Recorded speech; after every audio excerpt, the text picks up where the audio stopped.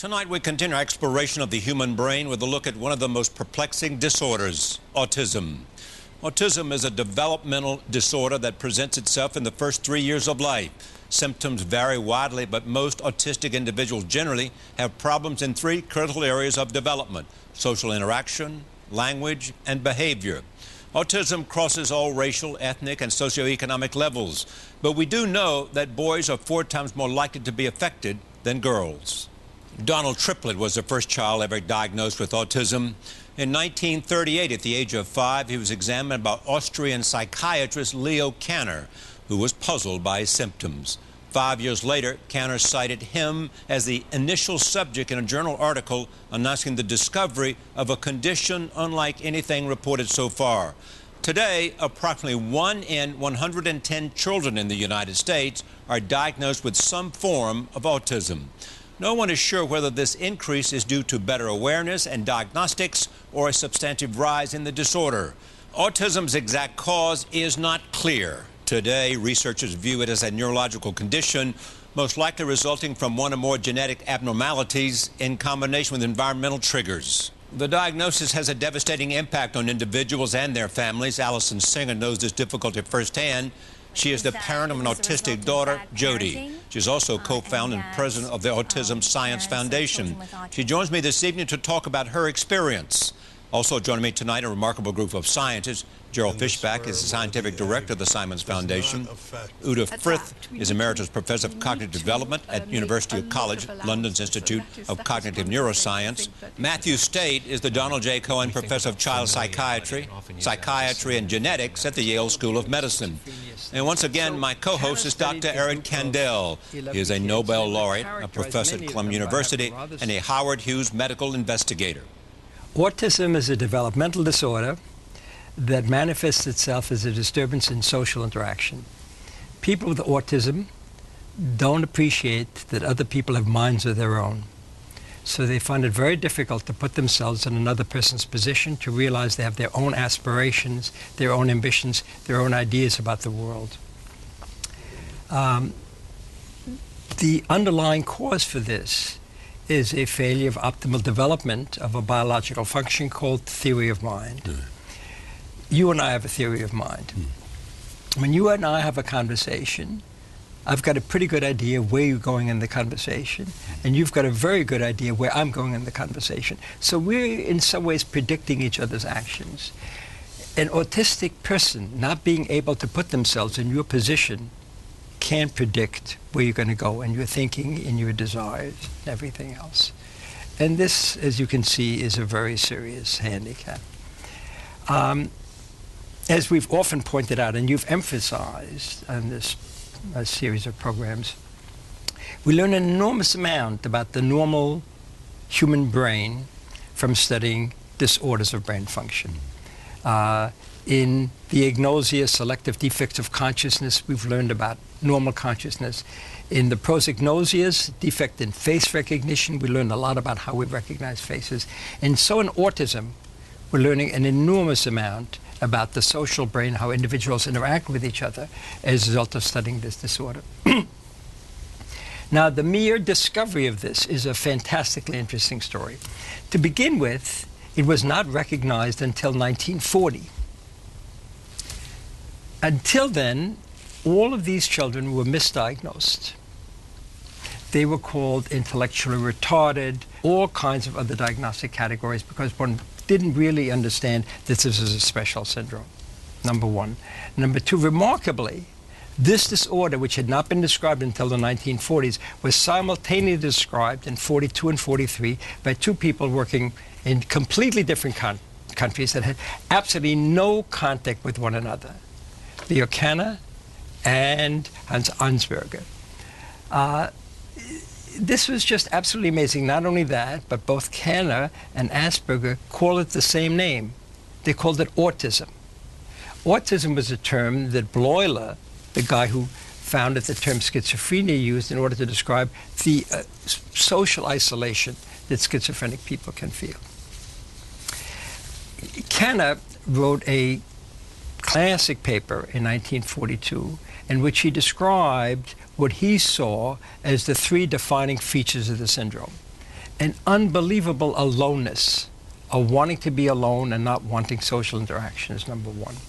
Number two, a stereotypy, wanting to do the same thing over and over again and getting terribly upset if you make the slightest change at all.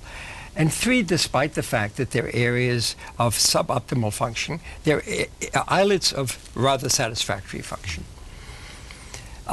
So Canna studied a group of 11 kids, and they were characterized, many of them, by having rather severe language problems.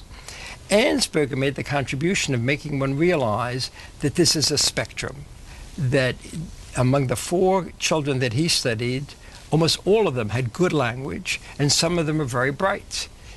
He called them my little professors. If you got them going, they could talk unendingly about their stamp collection, about Haydn, Mozart, and Beethoven, about Viennese modernist artists. Get them going and they could talk forever. In fact, one of these, Elfriede Jelinek, who came to his clinic, went on to win the Nobel Prize in Literature. She was so talented. So people with autism can have a wide spectrum of capabilities, some from having language disorders, some from being able to use language in a very creative way. For a number of years, people thought that Asperger's disease, that these highly well-functioning individuals formed a very special category. And was called the Asperger syndrome. But the general feeling now, and we'll have more of a discussion of that as we go on, is that this is part of a spectrum, and you can't really subdivide it at any particular point. This is all an autism spectrum disorder. And this is what we're going to take up. Jerry Fischbach, who's really a profound student of the biology of autism and also the social implications, is going to describe what we understand about the syndrome and also its biological underpinnings. Alison Singer is going to give us an inside view of autism. She has a beautiful daughter that suffers from autism, and she has a brother who suffers from autism. So she knows what it's like to have autism, but also she knows what it's like to be a caretaker of a person with autism. So we're going to get a double perspective of her. Ute Frith is a wonderful person and one of the most profound students in autism. She was one of the pioneers in developing the theory of mind and pointing out how this is really the defining feature of it. She not only characterized it in psychological terms, but she also began to study the biology of it, and she's going to describe the difference between the social network in normal kids and kids with theory of mind. And the genetics of the disease, which Matthew Stead is going to describe, is really quite fascinating, because several new insights into human genetics emerged just as the genetics of autism was being explored, and they reinforced each other. And we're going to learn a lot about normal human genetics as a result of the study of autism. Gerald, tell me more about and define it, having to understand the biology and the incidence of autism. Charlie, I actually have just a very little bit to add to Eric's wonderful introduction. This syndrome, the core of it, I believe, is, and many people would agree, is this sense of aloneness, of living in isolation. A boy in a bubble is the way Canna described it. And the other is this insistence on sameness and repetitive behaviors. It's really an isolation from the world. And the theory of mind is a very important concept, which I know we'll talk about in great detail. But there's a great deal of heterogeneity in this syndrome, and there are many other aspects of it. Some people call them integral parts of autism. Some say they're comorbidities.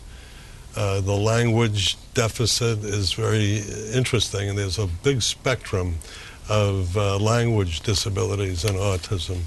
Some children use the same words over and over again, something called, and they repeat what they hear, echolalia.